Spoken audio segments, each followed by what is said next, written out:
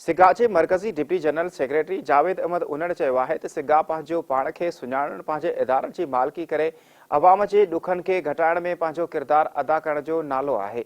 शाहपुरचाकर में फर्नीचर विरहाइण वारी तक़रीब खे ख़िताब कंदे जावेद अहमद उन्हड़ ऐं ॿियनि चयो त सिगा पंहिंजे वजूद वारी ॾींहं खां वठी करे पंहिंजी धरती, ॿोली, क़ौम, तइलीम, सिहत ऐं ॿियनि बुनियादी मसइलनि जे हल जे लाइ पंहिंजी जदोजहद जारी रखियो पई अचे ऐं पंहिंजे हिन अज़ीम मक़सदन जी कामयाबी ताईं जदोजहद जारी रखंदी।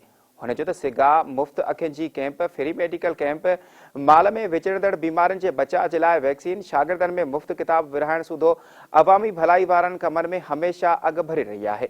संदन चवण हो त हू अली बख्श डाहिरी, मुश्ताक अहमद राजपर, जावेद अहमद डाहिरी, हाजी गुलाम हुसैन सूमरो फाउंडेशन ऐं मोहम्मद मूसा मलक जा थोराइता आहिनि जिन परॾेह में रही करे पंहिंजे तइलीमी इदारनि जी मालकी कंदे स्कूल्स में फर्नीचर जी खोट ख़तमु करण जे लाइ पंहिंजो किरदार अदा कयो। मुख़्तलिफ़ सियासी समाजी शख़्सियतनि पीअण जे थधे पाणी जे लाइ वाटर कूलर जी पिण मदद कई आहे। उन मौक़े ते chairman town committee Abdul Ghaffar Umrani school में 50 डेस्कूं ॾियण जो ऐलान पिण कयो।